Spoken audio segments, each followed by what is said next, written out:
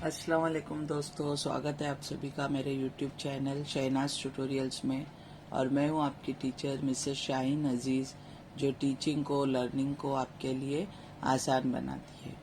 तो आज के इस वीडियो में मैं 11th क्लास के OCM सब्जेक्ट का डिस्टिंग्विश बिटवीन बिजनेस, प्रोफेशन और एम्प्लॉयमेंट पढ़ाने वाली हूं।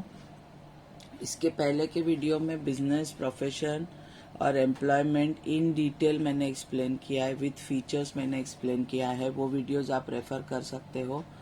और आज हम इसका डिस्टिंग्विश बिटवीन देखेंगे या कंपैरिजन देखेंगे बिजनेस, प्रोफेशन और एम्प्लॉयमेंट का, जो कि काफ़ी इम्पोर्टेंट क्वेश्चन है। एग्जाम में कई बार पूछा जाता है, बट एग्जाम में ये दो के पेयर में आएगा, मतलब डिस्टिंग्विश बिटवीन तीनों का एक साथ नहीं आएगा, या बिजनेस वर्सेस प्रोफेशन या बिजनेस वर्सेस एम्प्लॉयमेंट या प्रोफेशन वर्सेस एम्प्लॉयमेंट, इस तरीके से आएगा।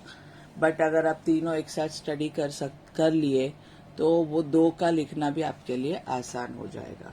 तो डिस्टिंग्विश लिखते वक्त पॉइंट ऑफ डिफरेंस भी लिखना ज़रूरी है। OCM सब्जेक्ट में जब आप डिस्टिंग्विश लिखोगे तो आपको पॉइंट ऑफ डिफरेंस का जो हेडिंग है वो भी लिखना काफ़ी ज़रूरी है। तो let us start with the explanation. So first point, हमेशा डिस्टिंग्विश बिटवीन में हमें मीनिंग लिखना होता है। कोई भी डिस्टिंग्विश बिटवीन आप SP और OC में लिखोगे, OCM में, तो आपको मीनिंग लिखना बहुत ज़रूरी है। तो first point is meaning. Business का मीनिंग लिखेंगे, in this economic activity. So business is economic activity, as we all know. Goods and services are produced and distributed. तो बिजनेस में गुड्स एंड सर्विसेज प्रोड्यूस होते हैं और फिर distribute होते हैं, मतलब सेल होते हैं। देन प्रोफेशन, प्रोफेशन भी इकोनॉमिक एक्टिविटी है। In this economic activity expert services are rendered. Experts जो होते हैं, प्रोफेशनल्स जो होते हैं, वो अपनी सर्विसेज रेंडर्ड करते हैं, मतलब दूसरों को देते हैं, like doctors, chartered accountants, etc. And employment, in this economic activity one person work under another person.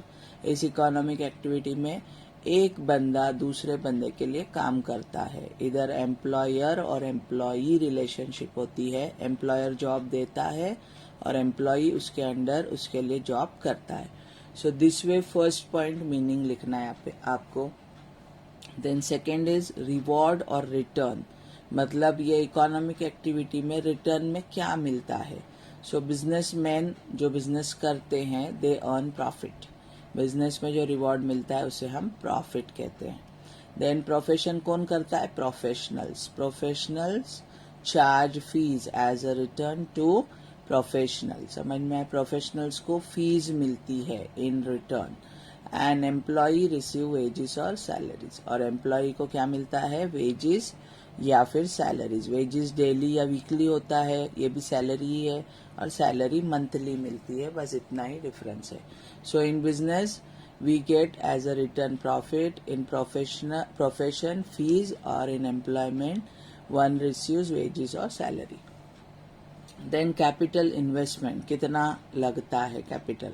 Business में capital investment depends on size and nature of business. तो बिजनेस में कैपिटल इन्वेस्टमेंट डिपेंड करता है कि business की size कितनी है, small scale है, लार्ज स्केल है, मीडियम स्केल है, उस पर डिपेंड करेगा। अगर स्मॉल स्केल बिजनेस है तो कम लगेगा कैपिटल, लार्ज स्केल बड़ा बिजनेस है तो ज़्यादा लगेगा। And nature of business, like manufacturing activity कर रहे हो, मैन्युफैक्चरिंग मतलब फैक्ट्री के अंदर प्रोडक्शन करना है आपको, तो कैपिटल ज़्यादा लगेगा। और ट्रेडिंग एक्टिविटी है, कहीं से खरीद के लाना और बेचना है, तो कैपिटल कम लगेगा। सो डिपेंड करता है कि आपका साइज ऑफ बिजनेस और नेचर ऑफ बिजनेस क्या है, उस पर कैपिटल डिपेंड करेगा। बट डेफिनेटली बिजनेस में कैपिटल रिक्वायरमेंट होता है, कैपिटल इन्वेस्टमेंट होता है। प्रोफेशन में limited capital investment is required except the self employed professional. Professional में कम लगता है कैपिटल, लेकिन अगर आप सेल्फ एम्प्लॉयड हो, खुद का सेटअप कर रहे हो प्रोफेशन, खुद का ऑफिस या खुद का जो प्रोफेशन का पूरा सेटअप करने वाले हो इंफ्रास्ट्रक्चर, तो कैपिटल रिक्वायरमेंट ज़्यादा लगेगा, इसीलिए एक्सेप्ट वर्ड यहाँ पे यूज़ हुआ है। तो सेल्फ एम्प्लॉयड प्रोफेशनल्स को कैपिटल रिक्वायरमेंट लगती है, कैपिटल इन्वेस्टमेंट ज़्यादा लगता है। बाकी अगर प्रोफेशन किसी के अंडर ही करना है तो फिर limited capital investment is required. And employment में no capital investment is necessary because employer boss का पूरा सेटअप होगा, एम्प्लॉय सिर्फ काम करेगा, तो यहाँ पे no capital investment आएगा. Fourth point is nature of work. It provides goods and services to the public. Business में goods and services प्रोड्यूस करके पब्लिक कस्टमर तक पहुंचाई जाती है, प्रोवाइड कराई जाती है.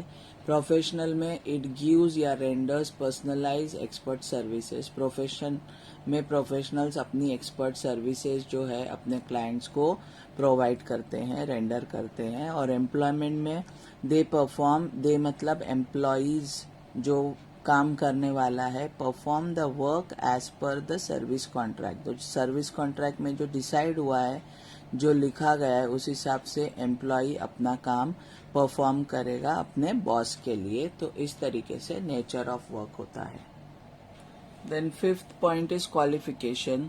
बिजनेस के लिए कोई मिनिमम क्वालिफिकेशन रिक्वायर्ड नहीं है. Anyone can start business. No minimum qualification is prescribed. Profession के लिए expert knowledge and training in particular field is needed. But profession के लिए एक्सपर्ट नॉलेज, ट्रेनिंग, क्वालिफिकेशन हासिल करना बहुत ज़रूरी है. लाइक अगर डॉक्टर है तो उसे MBBS का पूरा जो है वो कोर्स कंप्लीट करना, ट्रेनिंग करना बहुत ज़रूरी है. एम्प्लॉयमेंट में it is prescribe bye the employer.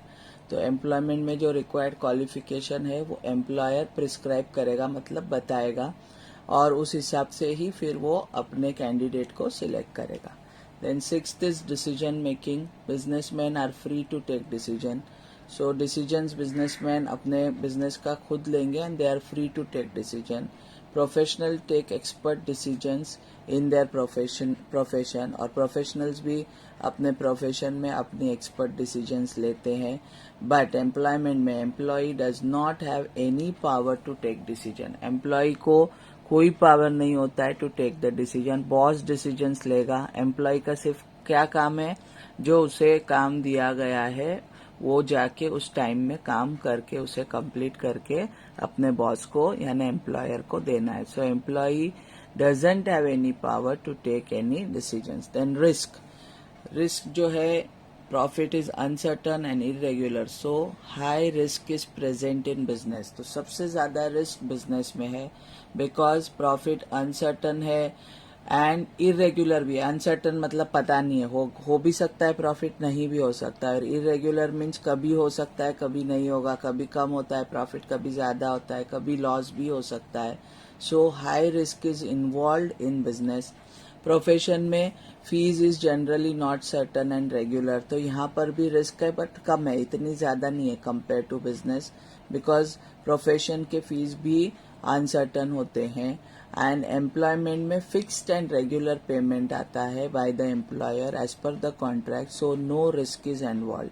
Employment में बिल्कुल भी रिस्क नहीं है बिकॉज एम्प्लॉयमेंट यानी काम शुरू होने से पहले ही वेजेस, सैलरीज फिक्स्ड हो जाते हैं और रेगुलर भी होते हैं. अगर मंथली है तो हर मंथ आपको फिक्स सैलरी मिलने वाली है by the employer. So employment में कोई रिस्क नहीं है. सबसे ज्यादा रिस्क बिजनेस में है, उसके बाद प्रोफेशन में है, और एम्प्लॉयमेंट में no risk. And here the examples are given.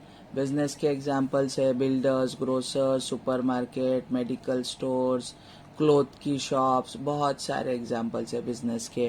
Profession में you can write doctor, CA, lawyer etcetera are the example of profession. Try to write in complete sentence. सिर्फ इतना लिख के नहीं छोड़ देना है. Doctors, CA, lawyers etcetera are the examples of profession. यहाँ पे builder, grocer, supermarket etcetera are the examples of business.